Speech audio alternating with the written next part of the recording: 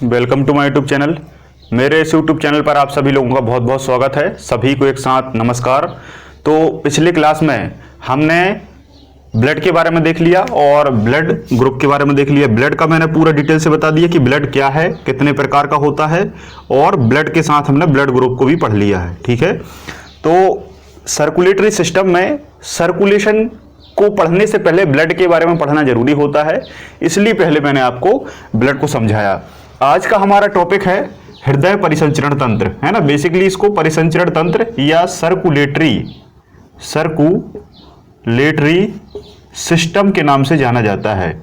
इस circulatory system या परिसंचरण तंत्र का मतलब है परिसंचरण। संचरण का मतलब एक ऐसा अंग है आपके शरीर में जो संचरण करता है, जो चलायमान है, और उस पूरे तंत्र को हम ऐसा अंग तंत्र कहते हैं जिसका नाम है परिसंचरण तंत्र। तो परिसंचरण तंत्र में बेसिकली आता क्या है? ब्लड आता है, क्योंकि ब्लड क्या करता है? संचरण का काम करता है। आपको पता है ना कि आपके शरीर में ब्लड, किसी को ऐसा तो नहीं लगता कि ब्लड हमारे शरीर में भरा हुआ है। आपके शरीर में ब्लड 1 मिनट भी रुकता नहीं है। आपके शरीर में ब्लड 1 मिनट भी रुकता नहीं है, चलायमान होता है, जिसे हम संचरण कहते हैं। तो भाई आपके शरीर में संचरण का काम कौन करता है? ब्लड। लेकिन ब्लड को संचरित कौन करता है? तो आएगा हार्ट। क्या आएगा? हार्ट या हृदय। ठीक है, तो परिसंचरण तंत्र के 2 भाग हैं। पहला भाग है हृदय और दूसरा भाग है रक्त। दूसरा भाग पे क्या है? ब्लड है। ठीक है, तो हृदय पंप करता है और ब्लड घूमता है। जैसे मोटरसाइकिल होती है, मोटरसाइकिल में आपकी मोटरसाइकिल चलाने का काम कौन करता है? इंजन उसको चलाता है, लेकिन चलती कौन है? गाड़ी चलती है। इंजन चलाने का काम कर रहा है, लेकिन पूरी गाड़ी चल रही है। गाड़ी पे जो भी बैठ रहा है वो भी चल रहा है, गाड़ी पे पीछे सामान रखा है वो भी चल रहा है, लेकिन चला कौन रहा है? इंजन चला रहा है। कौन चला रहा है? इंजन। तो हमारे ब्लड का इंजन कौन सा है? परिसंचरण तंत्र का इंजन कौन सा है? हृदय। और आपकी गाड़ी के इंजन को आपका ईंधन चलाता है, मतलब पेट्रोल चलाता है। वैसे ही हृदय का भी एक संचालक होता है। बेसिकली अगर पेट्रोल के नजरिए से देखोगे तो इसकी ऊर्जा होगी, ईंधन होगा, लेकिन वो ईंधन जो जलाने का काम करता है वो करता है आपका एसए नोड, साइनो आरिकुलर नोड, है ना। साइनो आरिकुलर वेंटिकुलर नोड कहा जाता है। अभी मैं आगे बताऊंगा, है ना। अभी आप थोड़ा सा संयम रखिए। आज हम पूरा डिटेल से परिसंचरण तंत्र को समझने वाले हैं। आज की इस क्लास में आपको ये पता चल जाएगा कि किस तरीके से हमारे शरीर में ब्लड घूमता है और कहां कहां से होकर जाता है और क्यों जाता है, जाने का कारण क्या है ना, और जाने का कारण क्या है और वो करता क्या है। तो सबसे इंपॉर्टेंट कि आपके शरीर में जितने भी अंग हैं उनसे आप क्या लेते हैं? काम लेते हैं। जितने भी आपके शरीर में अंग हैं, आंख, नाक, कान, गला, पेट, हाथ, पैर, सभी से आप क्या लेते हैं? काम लेते हैं। और काम करने में क्या लगती है? ऊर्जा। काम करने में लगती है क्या? ऊर्जा। आप अंगों से काम लेते हैं। काम कौन करता है? अंग। और अंग को काम करने के लिए ऊर्जा की जरूरत पड़ती है, और ये ऊर्जा आपकी कहां से मिलती है? आपके खाने से मिलती है, भोजन से मिलती है। ये बात सभी लोग जानते हैं कि अंग हमारे भोजन से चलते हैं। ठीक है, तो काम अंग के द्वारा हुआ, अंग को ऊर्जा की जरूरत पड़ी, ऊर्जा खाने से मिली। लेकिन खाने से ऊर्जा मिली कैसे और ऊर्जा से काम हुआ कैसे, ये आपको जानने को मिलेगा इस हमारे चैप्टर में। बात समझ में आ रही है? बिल्कुल सिंपल भाषा में। आपको पता है कि आपके अंग काम करते हैं और अंग भोजन से ऊर्जा लेते हैं, लेकिन ये करते कैसे हैं, इसका रीजन क्या है, वो रीजन आपको इस साइंस के चैप्टर में पता चलेगा। तो आज हम इस लेक्चर में पूरा डिटेल से समझने वाले हैं। तो कुल मिलाकर जो भोजन से ऊर्जा देने का काम है, ये होता है आपके ब्लड का। ठीक है, अगर मैं छोटे वर्ड लिखूं तो आप थोड़ा सा कमेंट करके बता देना कि शब्द छोटे हैं, तो मैं थोड़ा सा फॉन्ट साइज बड़ा कर दूंगा। लेकिन मेरे ख्याल से अगर आप 480 क्वालिटी में देखेंगे तो किसी भी प्रकार की कोई विजिबिलिटी से रिलेटेड कोई समस्या नहीं होगी। तो रक्त हमारे शरीर में घूमता है, भोजन से ऊर्जा लेता है और ऊर्जा को सभी अंगों तक पहुंचा देता है, और अंग से आप काम करते हैं। इसलिए ब्लड लगातार आपकी बॉडी में चलता रहता है। ये बहुत बेसिक बात है, ये आप लोग जानते होंगे। ठीक है, थोड़ा बहुत अगर आपने पढ़ा है तो अगर आपको हृदय से संबंधित जितने भी क्वेश्चन हैं उन सभी क्वेश्चनों को करना है तो आपको इस सिनॉप्सिस के आधार पर चलना पड़ेगा। यहां मैंने सिनॉप्सिस बनाया है, इस सिनॉप्सिस के जितने भी आंसर हैं वो सारे आंसर अगर आपसे बनते हैं तो निश्चित तौर पर आपका कभी कोई क्वेश्चन जाया नहीं जाएगा। और इन्हीं सभी फैक्टों को अगर एक आप कंबाइन रूप से बोल देंगे तो वो पूरी मैकेनिज्म हो जाएगी, है ना। तो लेकिन मैं आपको मैकेनिज्म अलग से पढ़ाऊंगा, मेरा जो पढ़ाने का तरीका है वो अलग है। मैं पहले एक प्रकार से चैप्टर को थोड़ा सा सिस्टमेटिक पढ़ाता हूं और फिर मैकेनिज्म बताता हूं, ठीक है। तो फैक्ट भी हम देखेंगे और मैकेनिज्म भी हम देखेंगे, ठीक है। तो सबसे पहले जो हृदय की खोज है, सॉरी हृदय की खोज नहीं, ब्लड की खोज तो मैंने आपको बता दिया था कि ब्लड ग्रुप की खोज कार्ल लैंडस्टीनर ने की थी, लेकिन यहां आएगा परिसंचरण तंत्र की खोज। तो परिसंचरण तंत्र की खोज की थी विलियम हार्वे के द्वारा। किसके द्वारा? William Harvey. एक बात याद रखना है, इसमें बहुत लोग कंफ्यूज होते हैं। बच्चे लोग एक चीज को याद कर लेते हैं, है ना, कि रक्त की खोज किसने की, और फिर वो उसी आंसर को दूसरी चीजों में लगाने की कोशिश करते हैं, ठीक है। तो ऐसा कभी नहीं। रक्त परिसंचरण तंत्र पूछे तब आपको क्या लगाना है? William Harvey. विलियम हार्वे ने ये बताया था सबसे पहली बार कि हमारे शरीर में ब्लड तो है लेकिन ब्लड घूमता है। ब्लड क्या करता है? ब्लड घूमता है, ब्लड कभी रुकता नहीं है। ये किसने बताया? विलियम हार्वे ने। लेकिन रक्त के प्रकार किसने बताए?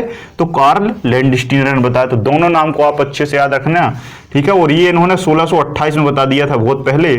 फिर इसके बाद में कार्ल लैंडस्टीनर ने 1900 के आसपास ये जानकारी दी थी कि रक्त भी कई प्रकार का होता है। इन्होंने ये खोज मानव में नहीं, इन्होंने ये बताया था कि कोई भी जंतु हो संसार का, सभी जंतुओं में क्या है? परिसंचरण तंत्र है, रक्त बहता है और उसी को रक्त परिसंचरण तंत्र कहा जाता है। अब ये परिसंचरण तंत्र दो प्रकार का हो सकता है, या तो ये परिसंचरण तंत्र बंद होगा जिसे हम क्लोज सर्कुलेटरी सिस्टम कहेंगे, या खुला परिसंचरण तंत्र होगा जिसे हम ओपन सर्कुलेटरी सिस्टम कहेंगे। ये दो प्रकार से हो सकता है। अब आप कहेंगे दो प्रकार से कैसे? तो दो प्रकार से ऐसे कि जैसे मान लो कोई बॉडी है और उस बॉडी में पूरा ब्लड भरा हुआ है। कोई अगर जंतु है, उस जंतु की बॉडी में जो ब्लड है वो पूरा भरा हुआ है ना, तो वो क्या होगा? खुला संचरण तंत्र होगा। खुला संचरण भरा है, क्योंकि भरे का मतलब है कि चल रहा है लेकिन किसी भी प्रकार का कोई माध्यम नहीं है। लेकिन अगर वही जो ब्लड है वो आपकी बॉडी में ना भरकर विशेष प्रकार के कुछ इस तरीके से छोटे छोटे नलियां हों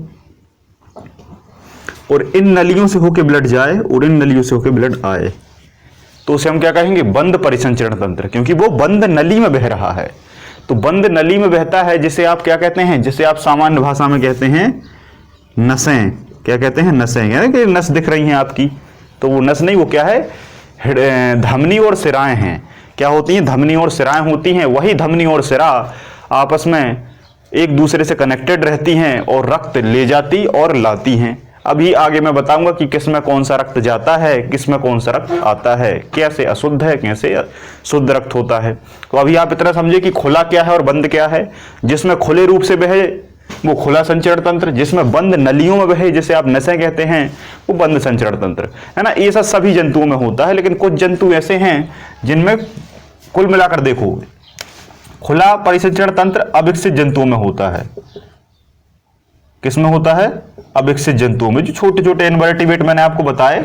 और जो बंद परिसंचरण तंत्र है ये सभी विकसित जंतुओं में होता है। विकसित मतलब जो बड़े जंतु जितने आपके आसपास दिख रहे हैं ये सब विकसित हैं। ये सभी विकसित हैं। जो आपको आंखों से नग्न आंखों से दिखाई नहीं देते वो अविकसित होते हैं। अब क्वेश्चन आता है कि हृदय परिसंचरण तंत्र का अध्ययन हम किस शाखा के अंतर्गत करते हैं? किस शाखा के अंतर्गत करते हैं? तो इसका आंसर है एंजियोलॉजी। एंजियोलॉजी। कभी भी आपने एक क्वेश्चन सुना होगा मार्केट में कि भाई हमारे बुजुर्ग या किसी भी व्यक्ति का ऑपरेशन हुआ है, हृदय का ऑपरेशन हुआ है और उनके हृदय की एंजियोप्लास्टी हुई है। क्या हुई है? एंजियोप्लास्टी हुई है। उस एंजियोप्लास्टी में कुछ प्लास्टिक के ऑर्गन वो आपके हृदय के आसपास लगा के फिट कर देते हैं, इसलिए हम उसको क्या कहते हैं? एंजियोप्लास्टी कहते हैं, ठीक है। तो हृदय के परिसंचरण तंत्र में हम जो भी काम करते हैं वो किस शाखा के अंतर्गत आता है? एंजियोलॉजी। किस शाखा के अंतर्गत आता है? एंजियोलॉजी। तो एक बात याद रखना है, इसमें भी एक कंफ्यूजन है। स्टडी में इसमें दो ब्रांचें हैं। जो इसका अध्ययन है वो दो तरीके से किया जाता है। एक होता है परिसंचरण के आधार पर, एक होता है परिसंचरण के आधार पर। देखो एक चीज और सुनो, ये आपका हृदय है, ठीक है, इस तरीके से बनाता हूं ताकि आपको याद रहे। हृदय से बहुत सारी क्या निकली हैं, इस तरीके से धमनी और सिराएं निकली हैं जो आपके शरीर में रक्त पहुंचाती हैं। तो रक्त बहना यहां से शुरू करता है और यहां तक आता है, जहां जहां तक आपके अंग हैं, और यहीं से लौटता है और यहां तक आ जाता है।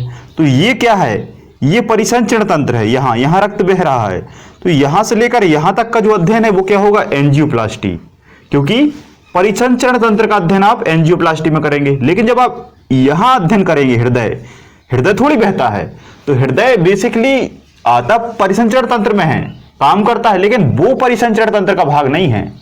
परिसंचरण तंत्र का भाग रक्त है, हृदय नहीं है, क्योंकि हृदय बहता नहीं है, सहायक है नो डाउट, लेकिन खुद नहीं बहता, खुद स्थिर होता है। इसलिए इस हृदय का अध्ययन होता है कार्डियोलॉजी, है ना, यहां लिख लो कार्डियो, 2 पॉइंट बना लेना आप।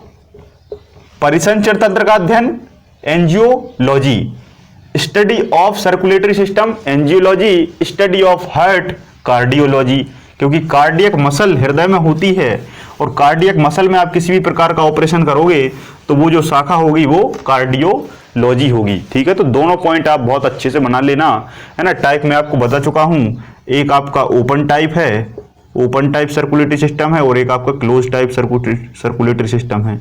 और ह्यूमन में भी कौन सा है, ह्यूमन में भी क्लोज टाइप सर्कुलेटरी सिस्टम है। शब्द अगर आपको दिखाई ना दे उतने अच्छे से तो आप जो मैं बोल रहा हूं उस पर थोड़ा सा ध्यान दीजिए, उससे आपका काम हो जाएगा।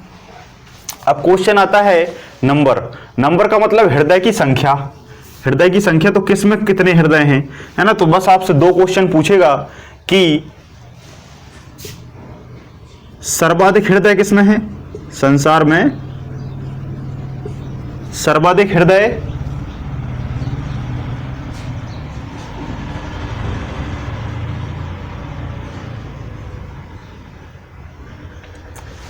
सर्वाधिक हृदय मत लिखो, यहां पर ये लिखो कक्ष। क्या लिखो आप, कक्ष लिखो, क्योंकि हृदय की संख्या मैं आपको बता दूंगा, चलो ठीक है। कुछ कुछ हृदय की लिख लो, सर्वाधिक तो थोड़ा सा पॉसिबल नहीं है। आप लिख लो मानव में कितना होता है, मानव में 1 हृदय होता है, ठीक है। और एक आता है काकरोच, काकरोच का पूछा जाता है, तो काकरोच में 13 हृदय होते हैं, काकरोच में 13 हृदय होते हैं, ठीक है। अगर आपसे केंचुए में पूछे कि केंचुए में कितने हृदय होते हैं, तो 8 हृदय होते हैं।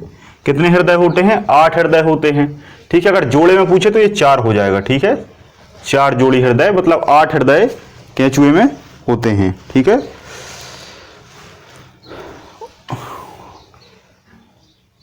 और इसी में एक चीज और अभी मैं आगे बता दूंगा, खैर, लेकिन चाहो तो लिख लो कि इनमें कक्ष भी पूछ सकता है। कक्ष तो मानव में कितने कक्ष होते हैं, 4, चलो इसको हम बाद में करेंगे।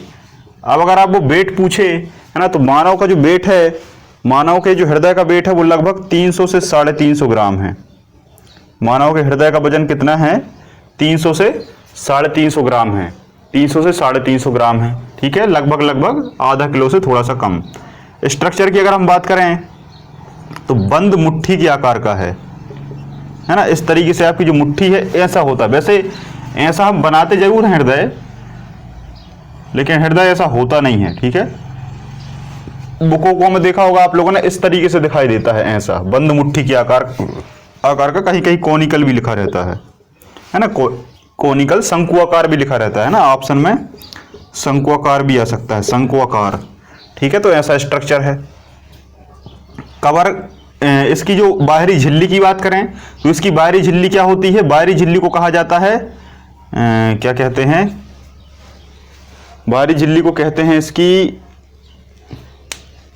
अभी ध्यान नहीं आ रहा मुझे, हाँ, पेरिकार्डियल, पेरिकार्डियल, पेरिकार्डियल, पेरिकार्डियल झिल्ली। इसकी एक बाहरी तरफ परत, एक ऐसी झिल्ली की इसको कवर की होती है, इस झिल्ली को क्या कहते हैं, पेरिकार्डियल झिल्ली कहते हैं। हाँ, एक क्वेश्चन और याद आया, इसी में एक द्रव भरा होता है, हृदय में यहाँ पर एक द्रव भरा होता है। देखो, ब्लड भरा होता है एक अलग चीज है, लेकिन हृदय की जो भित्ति है, झिल्ली है, इसके अंदर एक द्रव भरा होता है, ताकि जैसे बाहर से कोई धक्का दे दे, जैसे आपको यहाँ कोई ना टच कर दिया तो हृदय पर आघात न लगे, इसलिए इसके ऊपर एक फ्लूइड भरा होता है और वो फ्लूइड सारे आघातों को सह जाता है। उसे भी क्या कहते हैं, पेरिकार्डियल द्रव कहा जाता है। पेरिकार्डियल फ्लूइड या पेरिकार्डियल फ्लूइड कहते हैं, पेरिकार्डियल द्रव कहा जाता है, हिंदी में भी यही नाम है ना। जहां कार्डियक दिख जाए वहां आपको लगा देना है हृदय। कार्डियक मसल, कार्डियोलॉजी, पेरिकार्डियल द्रव, पेरिकार्डियल मेम्ब्रेन, कार्डियल कुछ भी आए आपको हृदय आंख बंद करके लगाना है, ठीक है। अब अगर क्वेश्चन पूछे आपकी कि हृदय का, मानव का जो हृदय है वो किससे मैच करता है, मानव का जो हृदय है वो किससे मैच करता है, अगर कभी ट्रांसप्लांटेशन की जरूरत पड़े और मानव का हृदय ना मिले तो हम किस जंतु का हृदय मानव के हृदय में लगा सकते हैं आगे भविष्य में। अभी इस पर ज्यादा रिसर्च नहीं हुआ, लेकिन कभी हो सकता है घुमा के क्वेश्चन पूछ लिया जाए। तो एक बात याद रखना, मानव का जो हृदय है वो बंदर से मैच नहीं होता है ना। इसमें सभी लोग बंदर लगाने की कोशिश करते हैं, गोरिल्ला उरिल्ला गिब्बन इब्बन लगाने की कोशिश करते हैं, लेकिन मानव इतना बेकार व्यक्ति है कि मानव का जो हृदय है वो सुअर से मैच करता है। मानव का जो हृदय है वो सुअर से मैच करता है, इसमें मानव की कोई गलती नहीं है, ये तो बनावट है भाई जिसकी जैसी हो। तो आगे भविष्य में अगर कोई काम हो तो सुअर के हृदय पर हो सकता है, क्योंकि इसका हृदय और हमारा हृदय मैच करता है। अब अगर हार्ट बीट की बात करें, हृदय धड़कन की बात करें, धड़कन, तो सबसे बड़ा क्वेश्चन ये आता है कि हृदय धड़कता कैसे है। तो हृदय धड़कता नहीं है, हृदय में क्या होता है, संकुचन होता है। क्या होता है, संकुचन होता है और शिथिलन होता है, शिथिलन होता है। इसको इंग्लिश में कहते हैं सिस्टोल और डिस्टोल। सिस्टोल और डिस्टोल, सिस्टोल मतलब संकुचन और डिस्टोल मतलब शिथिलन।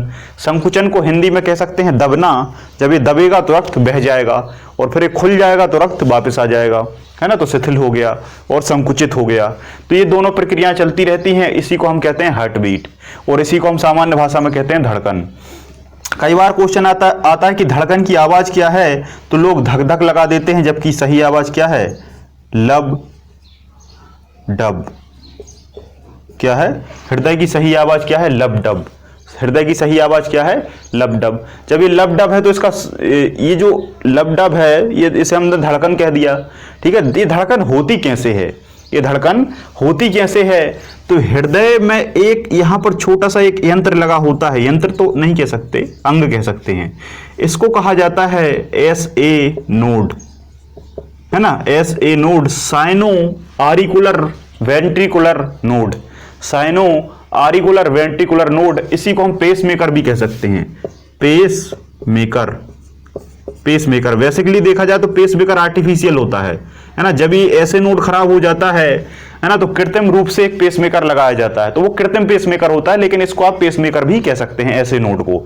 तो ऐसे नोड यहां पर एक छोटा सा अंग होता है और इस अंग में एक विशेष प्रकार की सेल होती है जिसे हम कार्डियक मसल कहते हैं, और इसमें एक विद्युत चुम्बकीय तरंग पैदा होती है, इलेक्ट्रोमैग्नेटिक वेव पैदा होती है, और वही इलेक्ट्रोमैग्नेटिक वेव इसको संकुचित करती है और शिथिलित करती है।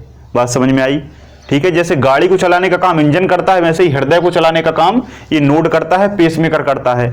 पेसमेकर क्या करता है, विद्युत चुम्बकीय तरंग पैदा कर देता है, वो तरंग जाती हैं, इसको संकुचित कर देती हैं, फिर वापस आ जाती हैं, ये शिथिल हो जाता है।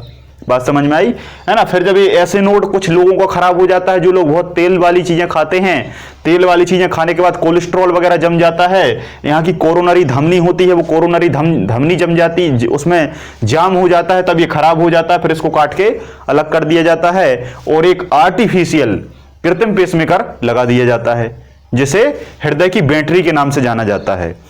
ये कई बार क्वेश्चन पूछा है कि हृदय की बैटरी हम किसे कहते हैं, तो हृदय की बैटरी कौन है, पेसमेकर है या SA नोड है। बात क्लियर है। तो पेसमेकर क्या है, हृदय की बैटरी है, आर्टिफिशियल तरीके से लगाया जाता है और ये फिर हृदय को मैसेज देने का काम करता है और हृदय जीवन पर्यंत संकुचित होता रहता है और शिथिलित होता रहता है।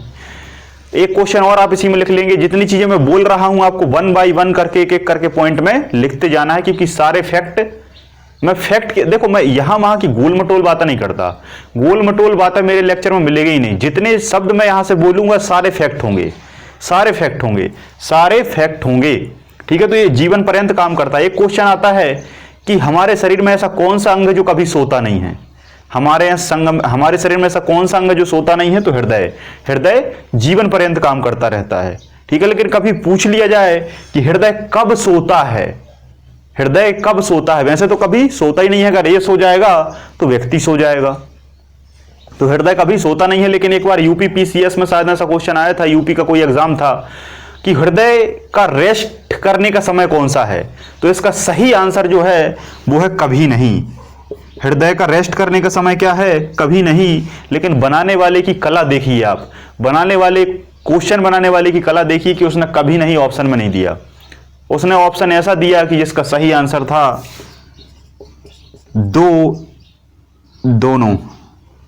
दोनों स्पंदन के बीच का समय।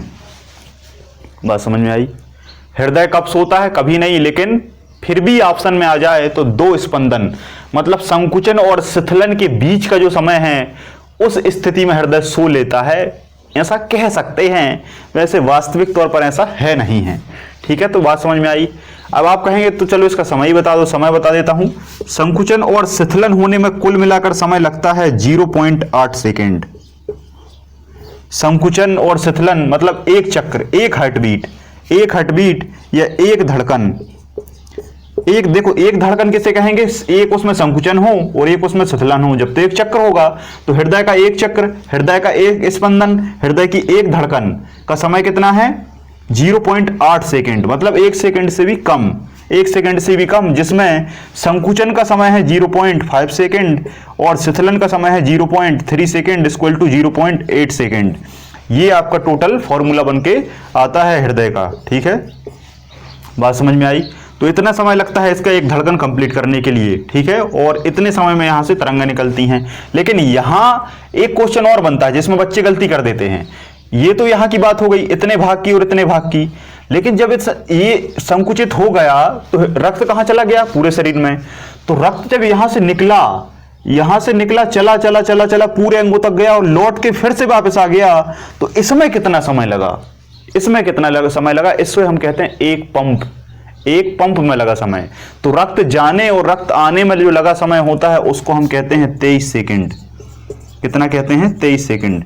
तो 23 सेकंड में एक बार पूरा रक्त घूम के आ जाता है। ठीक है, तो इतनी बात अगर आप तक क्लियर हो गई हो तो आप बता दीजिए। और जो हमारा रक्त है वो लगभग हमारे शरीर का 5 लीटर ब्लड 1 मिनट में पंप कर देता है। 1 मिनट में पंप कर देता है। ठीक है, 1 मिनट में पंप कर देता है। तो 23 सेकंड में कितना करेगा? है ना, तो 70 ml के पास इसका सही आंसर आता है। 70 ml है ना, थोड़ा सा देख लेना। वैसे 70 ml सही आंसर है। एक पंप में जो ब्लड 23 सेकंड में पंप होता है वो 70 ml होता है। 70 ml होता है। इस 70 ml को जब आप मल्टीप्लाई करेंगे तो 1 मिनट में लगभग 5 लीटर ब्लड को ये पंप कर देता है। ठीक है, तो 70 ml आप इसका सही आंसर लगाएंगे और इसी को हम एक धड़कन के नाम से जानते हैं। ठीक है, तो यहां तक बात समझ में आई। कुछ 1-2 पॉइंट और बचे हैं। टाइम तो मैंने बता दिया कितना, 23 सेकेंड और 0.8 सेकेंड, ये दोनों समय मैंने बता दिए। साउंड बता दिया, लव और डब का साउंड है ना, लव और डब का साउंड होता है। फिर क्या आता है?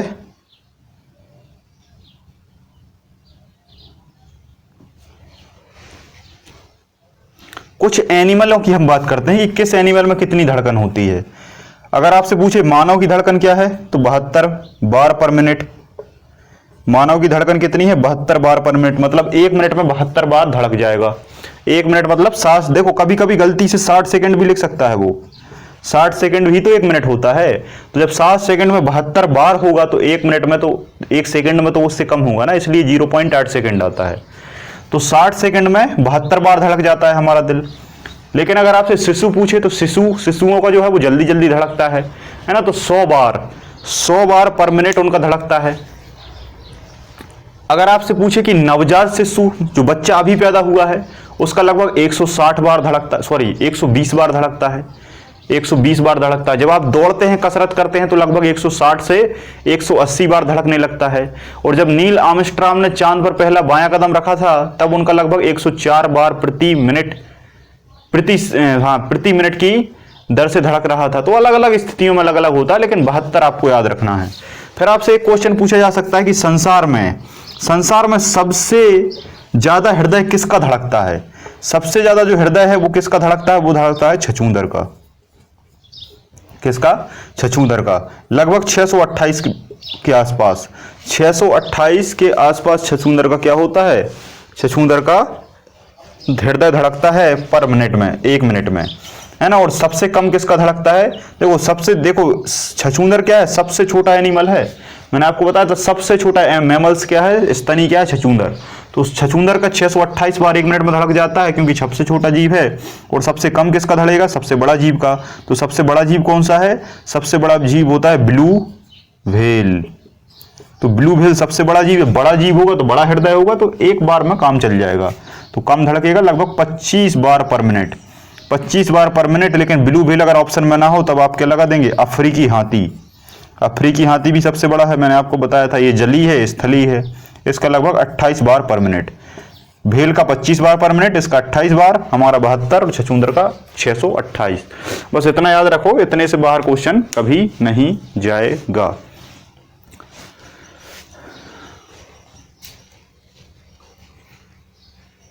अगर आपसे कभी पूछे कि आपके हृदय की धड़कन को कंट्रोल कौन करता है, तो हृदय की धड़कन को कंट्रोल करता है मेडुला ओब्लांगेटा। मेडुला ओब्लांगेटा में आगे ब्रेन में पढ़ाऊंगा। लेकिन कभी ऐसा पूछ ले कि तंत्रिका तंत्र को छोड़कर हृदय को कंट्रोल कौन करता है, तो आप क्या लगाएंगे? Thyroxine hormone. थायरॉक्सिन हार्मोन जो है ये रिलीज होता है आपका एड्रिनल ग्लैंड से, और थायराइड ग्रंथि से, और उसके बाद आपका जो हृदय है, हृदय की जो धड़कन है वो कंट्रोल हो जाती है। ट्रांसप्लांटेशन की बात करें तो हृदय का ट्रांसप्लांटेशन सबसे पहले विश्व में, ये क्वेश्चन व्यापक में पूछा गया है। ये क्वेश्चन व्यापक में भी पूछा है, रेलवे में पूछा है, हर एग्जाम एसएससी में भी कई बार आया है कि पहली बार हृदय ट्रांसप्लांट किस व्यक्ति ने किया। किस व्यक्ति ने किया? तो उनका नाम था क्रिश्चियन। क्या नाम था? Christian Bernard. क्रिश्चियन बर्नार्ड वो व्यक्ति थे जिन्होंने पहली बार हृदय ट्रांसप्लांटेशन किया था। लेकिन अगर आपसे कभी पूछे कि भारत में सबसे पहली बार हृदय ट्रांसप्लांट किसने किया, तब आप क्या लगाएंगे? वेणुगोपाल। वेणुगोपाल के द्वारा सबसे पहले हृदय ट्रांसप्लांट भारत में किया गया, लेकिन विश्व में क्रिश्चियन बर्नार्ड। तो थोड़ा सा केयरफुली क्वेश्चन को पढ़ना, ठीक है। अब हम बात करते हैं ब्लड प्रेशर पर और चिकित्सीय परीक्षण पर, कि हृदय का चिकित्सीय परीक्षण क्या है और ब्लड प्रेशर क्या है। बस 2 चीजें और बची हैं। तो जो चिकित्सीय परीक्षण है वो आपका होता है किससे? ईसीजी से। किससे होता है? ईसीजी से। ईसीजी आपने देखा होगा, कई बार आपके बुजुर्गों की हुई होगी, आपकी भी हो सकती है, कभी हुई हो। पूरे शरीर में बहुत सारे पैनल लगा दिए जाते हैं और वो आपके शरीर की पूरी धमनी और सिराओं को ऑब्जर्व करके आपकी ब्लड की सारी गतिविधि को बता देते हैं। इस तरीके से ग्राफ में सारी जानकारी मिल जाती है। लेकिन क्वेश्चन इससे बस ये आता है कि ईसीजी का कार्य क्या है, या ईसीजी का उपयोग किस अंग के लिए किया जाता है। तब आप सीधा से लगा देंगे हृदय की धड़कन को मापने के लिए, हृदय की सारी गतिविधि या सारा चिकित्सीय, हृदय का सारा चिकित्सीय परीक्षण जो है वो किससे किया जाता है? ईसीजी से। फिर इसका फुल फॉर्म पूछेगा तब आपको क्या लगाना है? इलेक्ट्रियोकार्डियो। मैंने कहा था हृदय की बात आएगी तो कार्डियो जरूर आएगा। इलेक्ट्रियोकार्डियो इतना तो आपको लिख देना। लेकिन जी जो है इसका ग्राफ होता है, लेकिन कुछ पुस्तकों में ग्राम भी लिखा रहता है, तो दोनों सही हैं। ये भी सही है, ये भी सही है, ठीक है। इलेक्ट्रियोकार्डियोग्राफ भी कह सकते हो, इलेक्ट्रियोकार्डियोग्राम भी कह सकते हो। ग्राफ और ग्राम जैसे लॉजी और कल्चर है ना, कहीं कहीं कल्चर लिखा रहता है शाखाओं में, कहीं कहीं लॉजी लिखा रहता है। बायोलॉजी है ना, पोमोलॉजी, फिर फ्लोरिकल्चर, पोमोलॉजी भी है, कल्चर भी है, तो कोई दिक्कत नहीं है। तो इलेक्ट्रोकार्डियोग्राफ भी हो सकता है, इलेक्ट्रोकार्डियोग्राम भी हो सकता है। दोनों कभी नहीं आएंगे। अगर दोनों आ जाते हैं तो दोनों में से कोई भी टिक कर देना, आपको नंबर मिलेंगे। फिर वो क्वेश्चन एलिमिनेट हो जाता है या उसके दोनों के नंबर दे दिए जाते हैं, जैसे अभी हाल फिलहाल में पीएससी में हुआ। तो ये ईसीजी जो है ये काम करता है किसका? चिकित्सीय परीक्षण। लेकिन इसका एक क्वेश्चन आता है कि इसकी खोज किसने की? तो इसकी खोज जो की वो की थी विलियम एंथोवेन के द्वारा। किसके द्वारा? William Einthoven.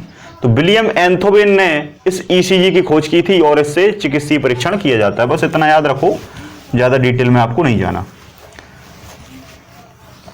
फिर एक और चीज आती है कि हृदय की जो हार्ट बीट है, हृदय की जो हार्ट बीट है उसको किससे पहचाना जाता है? हृदय का जो साउंड है, हार्ट का जो साउंड है उसको कैसे किससे पहचाना जाता है? तो उसको पहचाना जाता है स्टेथोस्कोप से। किससे? स्टेथोस्कोप से। स्टेथोस्कोप को यहाँ डॉक्टर लगाता है, देखा होगा, वो कान में लगाए रहता है। तो कान में हृदय की हार्ट बीट को सुनता है वो किससे? स्टेथोस्कोप से। कई बार क्वेश्चन आता है स्टेथोस्कोप किस सिद्धांत पर काम करता है? तो ध्वनि परावर्तन के सिद्धांत पर काम करता है। ध्वनि परावर्तन के सिद्धांत पर काम करता है स्टेथोस्कोप। हृदय की धड़कन को इसी से सुना जाता है ना। स्टेथोस्कोप हो गया, ईसीजी हो गया, अंतिम बचा आपका बीपी, ब्लड प्रेशर, है ना। हिंदी में कहा जाता है रक्तदाब, लेकिन रक्तदाब लोग नहीं समझते, लेकिन ब्लड प्रेशर सभी समझ जाते हैं। सबसे पहली चीज ब्लड प्रेशर क्या है? तो ब्लड प्रेशर कुछ नहीं है, जब यहां से इसने ब्लड जाएगा तो ब्लड इस बॉल पर, ये क्या धमनी है, ये सिरा है, तो धमनी से जाएगा, सिरा से आएगा, तो इसमें से जब रक्त बहता है तो इस बॉल पर दबाव लगाता है। इस पर क्या लगाता है? दबाव लगाता है, और वही दबाव आपकी बॉडी पर भी लगा होता है। तो यही दबाव कहलाता है रक्त दाब, कि कितने दाब से बह रहा है। अगर इसमें कुछ भर जाए बीच में, कोलेस्ट्रॉल वगैरह, तो ये दाब ऊपर नीचे हो जाएगा, है ना। या फिर आपकी ये धमनी सिरा थोड़ी सी यहां से डिस्टर्ब हो जाए तो भी ये रक्त दाब डिस्टर्ब हो जाएगा। समझ में आ रहा है? रक्त अगर कम जाए या रक्त बढ़ जाए, रक्त में कुछ मिल जाए, रक्त की जो क्वांटिटी है उसमें ऊपर नीचे हो जाए, हीमोग्लोबिन कम गया, प्लेट ज्यादा हो गई, प्लेट कम हो गई, प्लाज्मा ज्यादा हो गया, तो उससे क्या है? आपका रक्त दाब डिसबैलेंस हो जाता है, और इसी से कुछ बीमारियां जन्म ले लेती हैं जिनको बहुत ही खतरनाक कहा जाता है। तो रक्त दाब समझ में आया। बीपी एक निश्चित दबाव लगा के चलता है, जिसकी मात्रा होती है 120 से 80 mmHg। अभी मैं बताऊंगा कि 80 mmHg क्या है। इसको मापा किससे जाता है? तो इसको मापा जाता है स्फिग्मोमैनोमीटर। किसके द्वारा मापा जाता है? स्फिग्मोमैनोमीटर। स्फिग्मोमैनोमीटर वही डॉक्टर अब यहाँ आपके पट्टा लगा देता है, इस तरीके से पट्टा लगाने के बाद इस तरीके से दबाता है, फिल्मों में देखा होगा। फिर वो पारा चढ़ता है, ऐसा मशीन सी रहती है, पारा उसमें चढ़ते जाता है, वो दबाते जाता है, यहाँ पट्टा लगा रहता है। बात समझ में आई? वही क्या है? स्फिग्मोमैनोमीटर है। और जो डॉक्टर यहाँ कान से लगाता है वो स्टेथोस्कोप है। तो स्फिग्मोमैनोमीटर में ये पता चल जाता है कि भाई अगर आपका ब्लड 120 मैक्सिमम और मिनिमम 80 के बीच में है, मतलब 81, 82, 83, 84, 85, 100, 102, 102, 119, 120 तक अगर है तो ठीक है। यहाँ 121 हुआ और यहाँ 79 हुआ तो लफड़ा खड़ा हो जाएगा। तो 180 से 120 में, 180 से 80 के बीच में है, 120 से 80 के बीच में है तो कोई दिक्कत नहीं है। mm क्या है? मिलीमीटर। hg क्या है? पारा।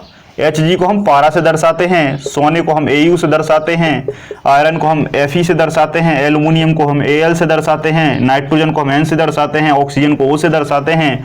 वैसे ही पारा को हम hg से दर्शाते हैं, क्योंकि जो आपका स्फिग्मोमैनोमीटर में इस तरीके से रहता है मशीन, उसमें जो ऐसा बढ़ता है, धीरे धीरे बढ़ता जाता है और बताता है कि आपका 100 है।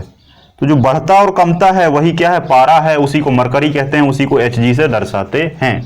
अब आप कहेंगे ये 80 से 120 सही है कि कभी कभी क्या है, ये बनाने वाला बड़ा कंफ्यूजन करता है। पहले मैं समझ नहीं पाता था कि यार ये 80 से 120 है कि 120 से 80 है, सही क्या है? मैंने कहा दोनों सही है, कैसा भी लिख दो, लेकिन नहीं, बहुत बड़ा अंतर है। क्वेश्चन बनाने वाला दो ऑप्शन में देता है और बच्चे कोई भी टिक कर देते हैं, क्वेश्चन गलत हो जाता है। क्यों गलत हो जाता है मैं समझाता हूं। 80 से 120 होना था, बिल्कुल सही, लेकिन आपके हृदय में सबसे पहले संकुचन होता है, फिर शिथिलन होता है, और संकुचन की जो दर है वो 120 है और जो शिथिलन की दर है वो 80 है। इसलिए बड़ा अंक पहले आता है, छोटा अंक बाद में आता है। ये कभी 80 नहीं हो सकता और ये कभी 120 नहीं हो सकता। इसलिए 80 से 120 सरासर गलत है जो लोग ये 80 से 120 बताते हैं, बल्कि 120 से 80 सही है, क्योंकि 120 जो नंबर है ये सिस्टोल का है, मतलब संकुचन का है। इसलिए इसे 180 बटे 120/80 लिखा जाता है, 120/80 लिखा जाता है। जब 120 से ऊपर जब आपका 121 में ब्लड प्रेशर जाता है तब इस बीमारी को कहते हैं हाइपरटेंशन। क्या कहते हैं? हाइपरटेंशन। हिंदी में कहते हैं, हिंदी में क्या कहेंगे? बीपी, ब्लड प्रेशर बढ़ गया। अबे बीपी देखो, बीपी दो प्रकार से हो सकता है। कभी आपसे पूछ ले कि जो बीपी की बीमारी है ये कितने प्रकार की है, ब्लड प्रेशर की बीमारी कितने प्रकार की है, रक्तदाब की बीमारी कितने प्रकार की है, तो दो। एक तो रक्तदाब बढ़ना, एक रक्तदाब कमना। तो रक्तदाब जब बढ़ता है तब उसे हाइपरटेंशन कहते हैं, मतलब 120 से प्लस चला जाता है।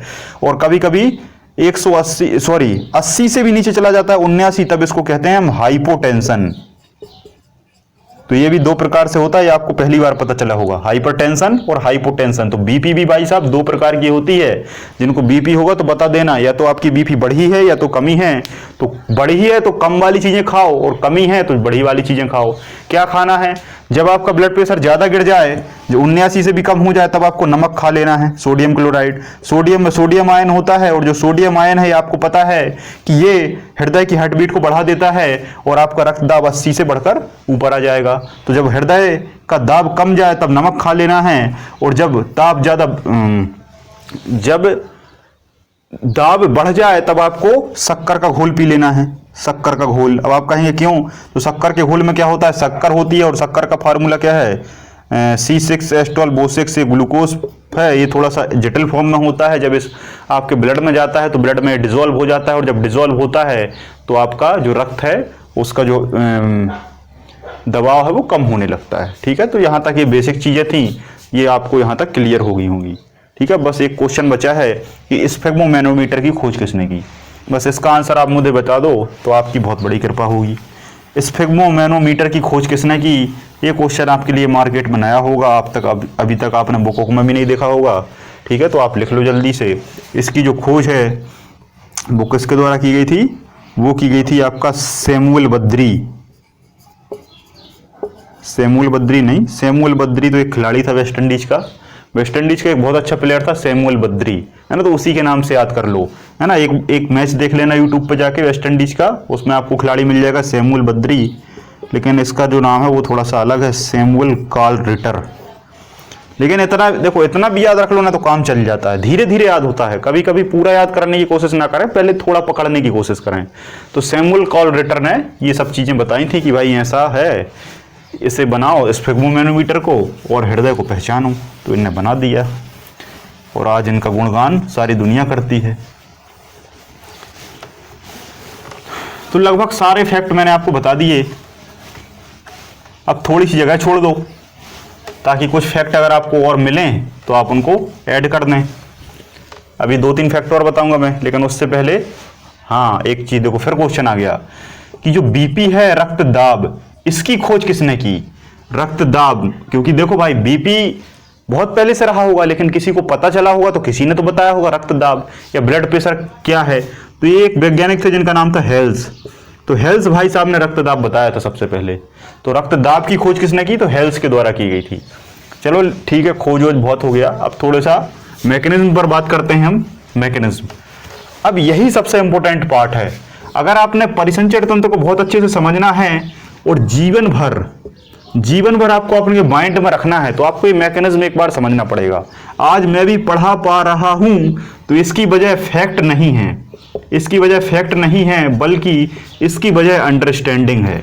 क्या है? अंडरस्टैंडिंग है। तो मैं आपसे पहले ही कहूंगा कि फैक्टों को रटने से पहले अंडरस्टैंडिंग डेवलप करो उस सब्जेक्ट में और उस चैप्टर में। ये जो आज मैं पढ़ा पा रहा हूं इसकी वजह यह है कि सबसे पहले शुरुआत में जब मैंने साइंस पढ़ा तो साइंस में इस चैप्टर की अंडरस्टैंडिंग को डेवलप किया गया मेरे अंदर। एक हमारे बहुत परम पूजनीय गुरु थे जिनका मैं आज भी आदर करता हूं, उनने मुझे इस तरीके से मैकेनिज्म समझाई थी कि वो मुझे मैकेनिज्म आज भी याद है। बस फिर उसके बाद मैंने एडवांस लेवल पे गया और मैंने सारे फैक्ट कुछ बुकों में देखे, सर्च किए, और वो फैक्ट मैंने इस मैकेनिज्म में इंक्लूड कर दिए। बढ़िया टॉपिक तैयार हो गया हर एक एग्जाम के लिए एक बड़े लेवल पे।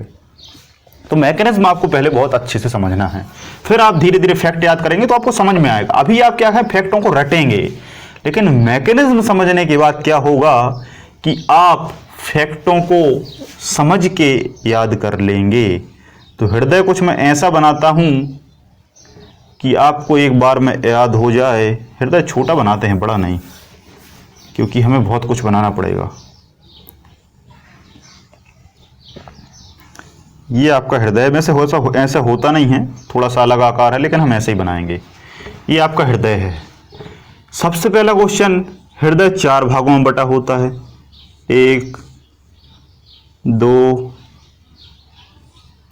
3 4। ये छोटे बड़े नहीं होते, वो तो मैं बना रहा हूँ ऐसा, है ना, कैसा भी बना सकते हो आप।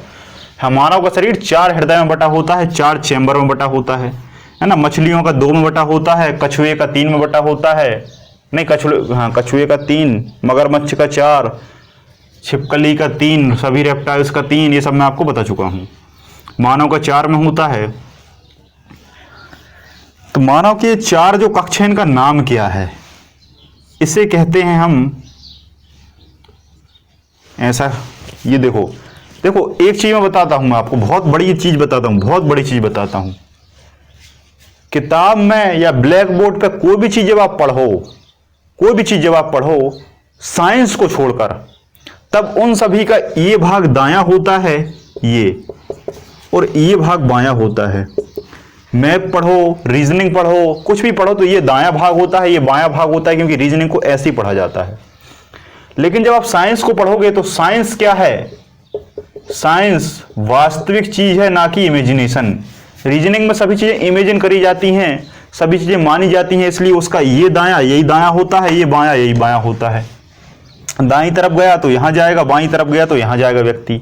लेकिन साइंस में ओरिजिनल चीजें पढ़ रहे हो आप, तो आप इस तरीके से खड़े हो, ये मेरा हृदय है, अब मेरे हृदय का दायां कौन सा होगा? ये होगा, ये दायां होगा, ये दायां होगा, और ये बायां होगा। तो साइंस में आप थोड़ा सा खड़े होकर देख लेना, आप इस तरीके से खड़े हैं, ये मेरा हृदय है, ये हृदय है, तो दायां ये है, तो ये दायां होगा, ना कि ये बात बहुत अच्छे से याद रखना। साइंस में सब सीधा रहता है, क्योंकि ये साइंस वास्तविक चीज है, ना कि इमेजिनेशन, और सभी सब्जेक्टों में आप इमेजिन करके काम कर सकते हैं। ठीक है, तो बात समझ में आई। तो ये है आपका दायां आलिंद,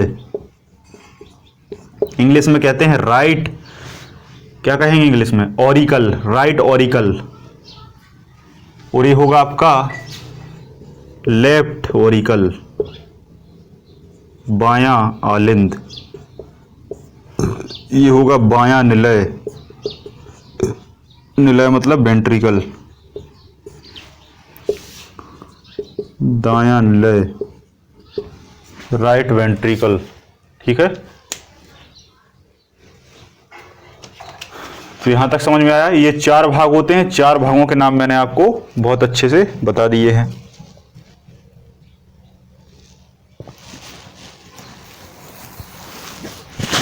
अब देखो, ये जो 4 भाग हैं, यही 4 भाग धमनी और सिराओं से ऐड होते हैं। एक चीज मैं आपको बहुत अच्छे से बताता हूं पहले। हमारे शरीर में क्या है? धमनी और सिरा।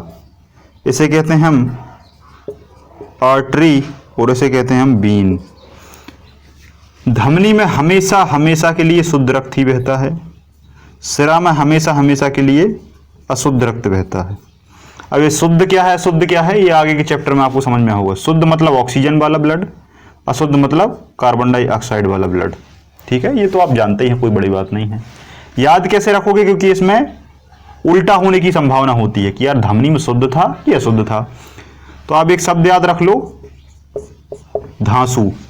एक शब्द याद रख लो, धांसू। जब भी आपको इसमें अंतर पूछे तो आप एक शब्द दिमाग में लाना, धांसू। धांसू लाओगे तो आपको क्या क्लियर हो जाएगा कि धमनी में शुद्ध रक्त होता है, तो सिरा में कैसा होगा? अशुद्ध होगा। एक याद रखना है बस, एक ऑटोमेटिक। तो धांसू शब्द याद रखो। जब ये धमनी में शुद्ध रक्त याद कर लोगे तो आगे और भी जो धमनी और सिरा आएंगी उनका आपको कंफ्यूजन दूर हो जाएगा। तो पहले तो ये याद रखना है धमनी और सिरा में शुद्ध है कि अशुद्ध है, फिर आपको सब चीजें क्लियर हो जाएंगी। ठीक है, अब ये मैं थोड़ा सा नोमेनक्लेचर यहां से मिटाता हूं, क्योंकि इसकी ज्यादा जरूरत है नहीं।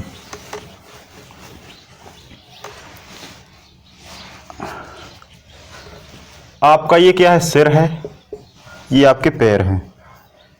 सिर के सारे अंग, पैर के सारे अंग, जितने अंग हैं वहां से बहुत सारी छोटी छोटी सिराएं आएंगी।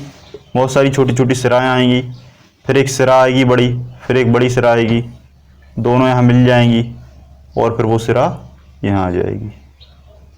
जब सिरा है तो कैसा रक्त आएगा, कैसा आएगा? जब सिरा है तो कैसा रक्त आएगा? अशुद्ध आएगा। अब यह अशुद्ध रक्त क्यों आ रहा है? यहाँ शुद्ध होने क्यों आ रहा है? शुद्ध होने आ रहा है। ठीक है, मतलब ये कैसा है? कार्बन डाइऑक्साइड जेनेटेड ब्लड है, कार्बन डाइऑक्साइड युक्त ब्लड है। अब ये सारे अंगों से भोजन का पाचन, ऑक्सीडेशन, याद करो कि आपके शरीर में आपके ये अंग हैं, अंग में क्या है? फूड पहुंचा, ऑक्सीजन पहुंची, ऑक्सीडेशन हुआ, आपको ऊर्जा मिली, ऊर्जा मिलने के बाद CO2 रिलीज हुई, CO2 रिलीज हुई, CO2 यहाँ डाल दी, CO2 यहाँ डाल दी, मतलब किसके साथ? HbCO2, HbCO2 मतलब कार्बोक्सी हीमोग्लोबिन, कार्बोक्सी हीमोग्लोबिन मतलब अशुद्ध रक्त, अशुद्ध रक्त, अशुद्ध रक्त, अशुद्ध रक्त, अशुद्ध रक्त, अशुद्ध रक्त और अशुद्ध रक्त यहाँ के डाल दिया।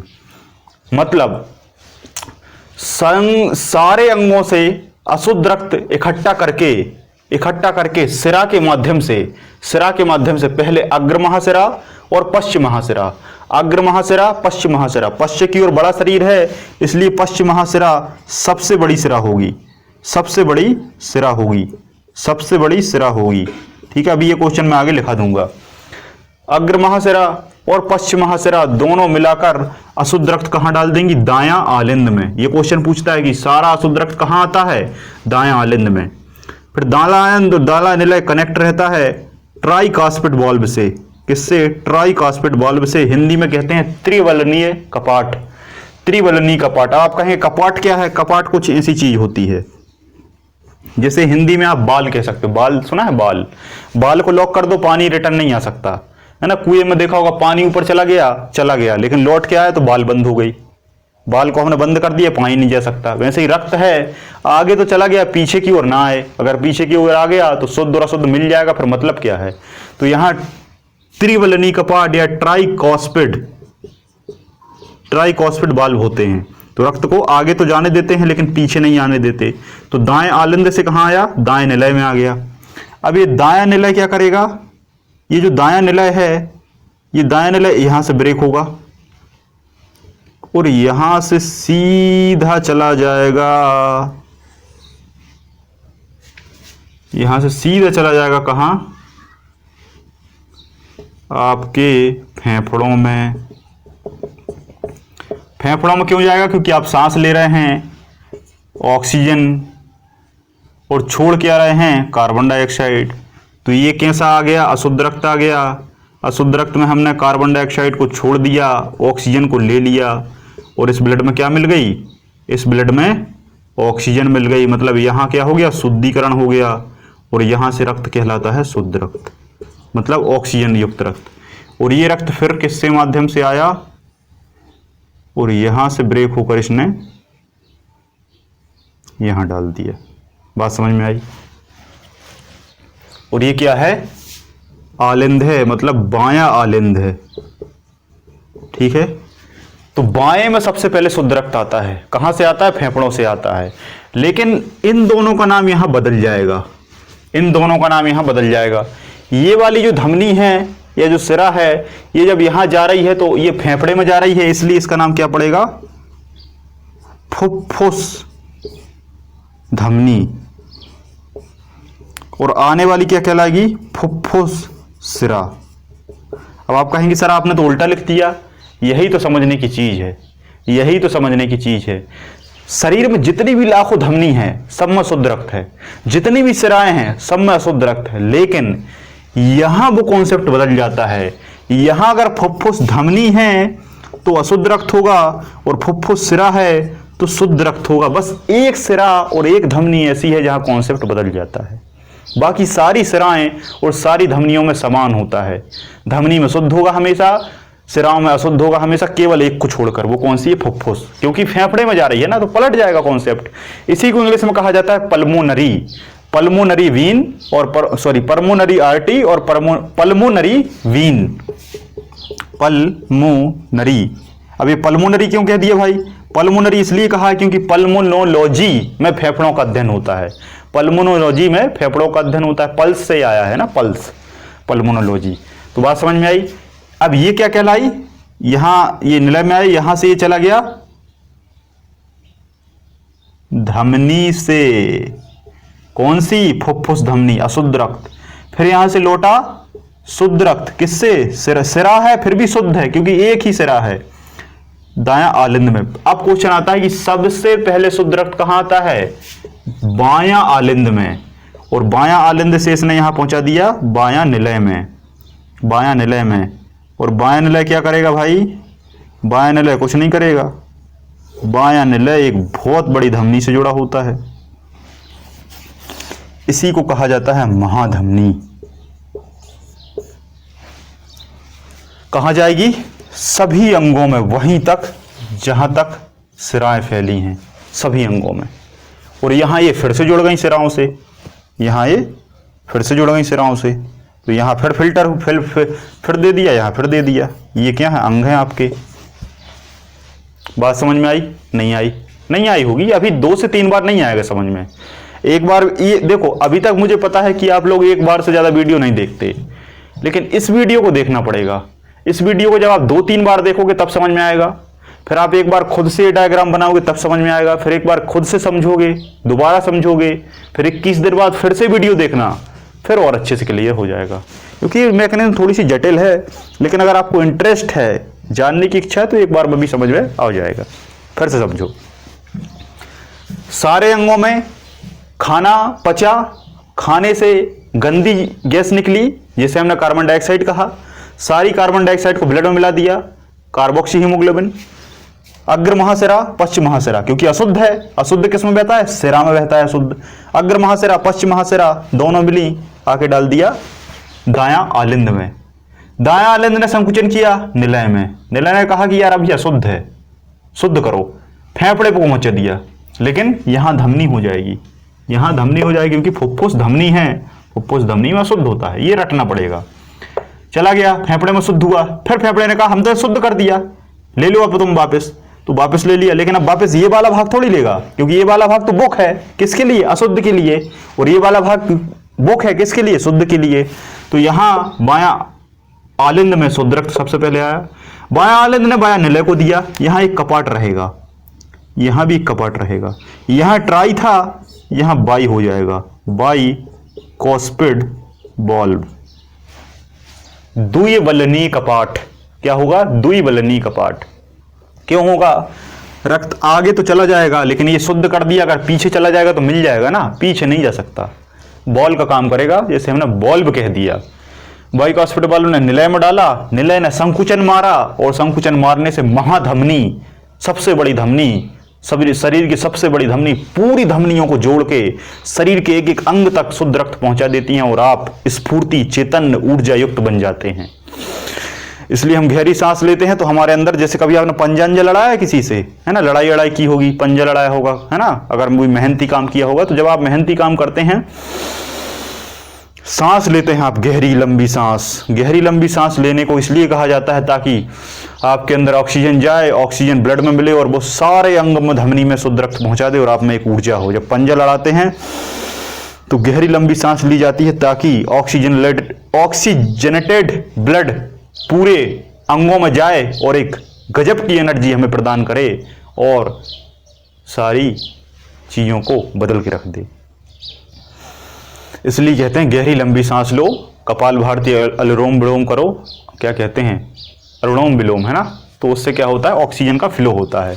फिर से समझ लो, पूरा ब्लड अग्र महासिरा पश्चिम महासिरा से आया, यहां डाला, निलय में आया, फेफड़े को पहुंचाया, फेफड़े ने शुद्ध किया, बायां आलिंद में आया, यहां आया, महाधमनी से पूरे अंगों में दे दिया।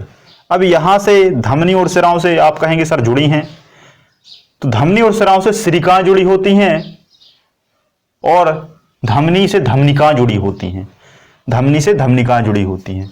तो ये कॉन्सेप्ट आपको आई थिंक समझ में आ गया होगा।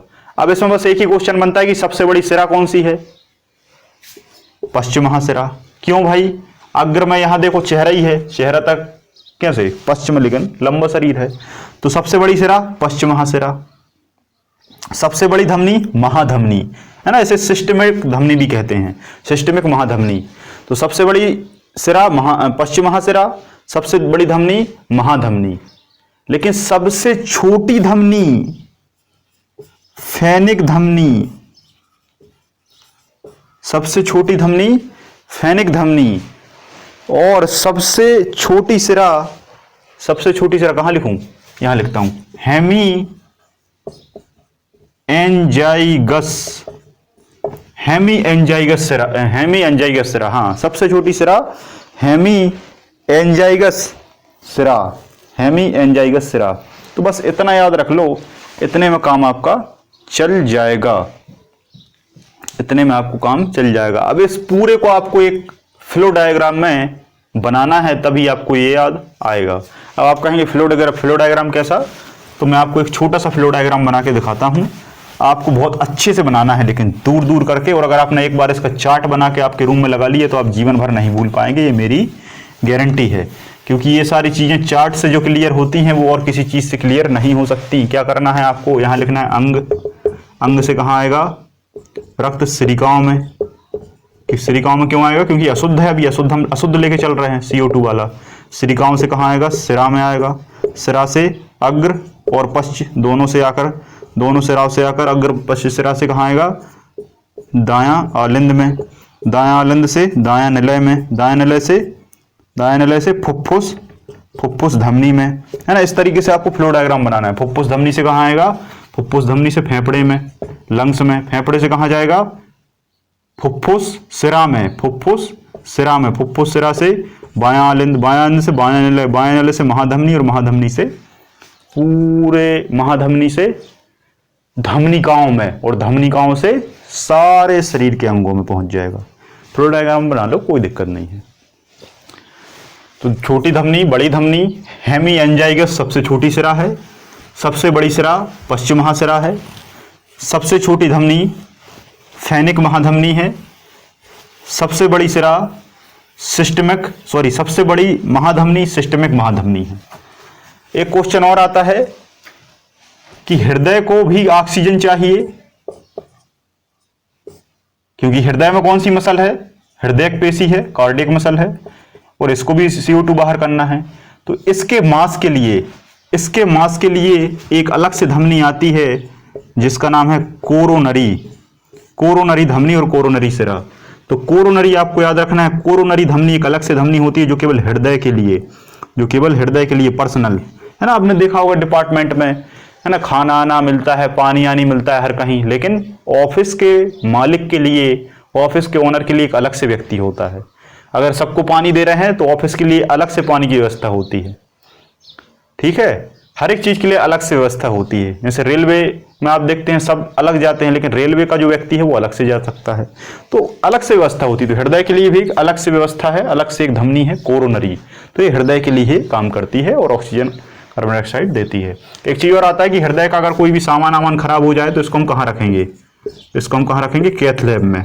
उस लैब को क्या कहते हैं, उस प्रयोगशाला को क्या कहते हैं, लैब कहते हैं। और क्या नाम है, कैथ लैब। तो हृदय का जो सारा काम है वो कहाँ होता है, कैथ लैब में होता है, ठीक है। तो आई थिंक इतना डाटा सफिशिएंट है, इतने डाटा से कोई भी क्वेश्चन आपका बाहर नहीं जाएगा। तो आपका आज का यहाँ टॉपिक हृदय पूरा कंप्लीट होता है। अगर फिर भी कोई डाउट, कंफ्यूजन या एक्स्ट्रा फैक्ट है तो आप मुझे बताएं, शेयर करें। कंफ्यूजन है तो पूछें, हम उस पर डिस्कस करेंगे और मैं आपको आगे क्लियर कर दूंगा, ठीक है। तो आज के इस लेक्चर में आप सभी लोगों का बहुत बहुत धन्यवाद। जय हिंद, जय भारत।